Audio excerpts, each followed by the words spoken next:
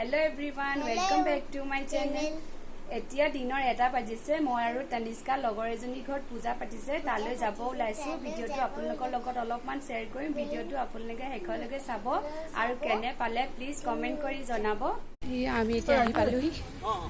তনিষ্কা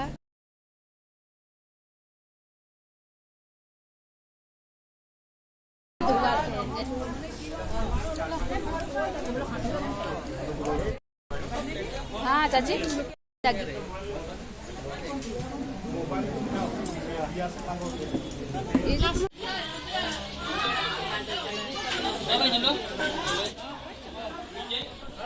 क्यों हुआ तभी